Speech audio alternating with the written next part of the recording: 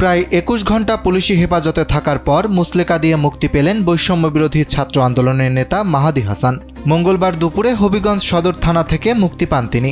মুক্ত হয়ে মাহাদি জানান, পূর্ব নির্ধারিত কর্মসূচি থেকে তাকে টেনে হিঁচড়ে তুলে নিয়ে যাওয়া হয়। তিনি দাবি করেন, কর্মসূচির অনুমতি চেয়ে প্রশাসনকে আগেই চিঠি পাঠানো হয়েছিল, কিন্তু তা গ্রহণ করা হয়নি। এমনকি কর্মসূচি বাস্তবায়ন না করতে পুলিশের পক্ষ থেকে একাধিকবার হুমকি দেওয়া হয় বলেও দাবি করেন মাহাদি।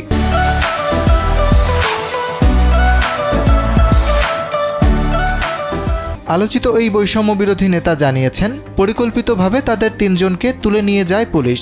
আমাকে আপনার সারা বাংলাদেশ দেখেছে কিভাবে একজন দায়িত্বশীল অফিসার ইনচার্জ কিভাবে আমাকে টেনে হিঁচড়ে আমাকে তুলে নেওয়া হয়েছে এবং আমাকে প্রচুর কাটাছে, আমি আঘাতপ্রাপ্ত হয়েছি।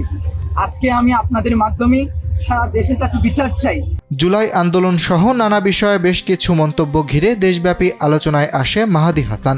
আলোচিত এই বৈষম্য বিরোধী নেতাকে সোমবার বিকেলে হবিগঞ্জ শহরের কোর্ট মসজিদ এলাকা থেকে মিছিলের প্রস্তুতিকালে তুলে নিয়ে যায় পুলিশ।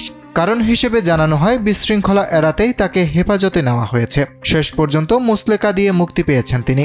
তবে কী ধরনের মুচলেকা দিয়েছেন সে বিষয়ে কোনো পক্ষই সুনির্দিষ্ট কিছু জানাতে পারেনি।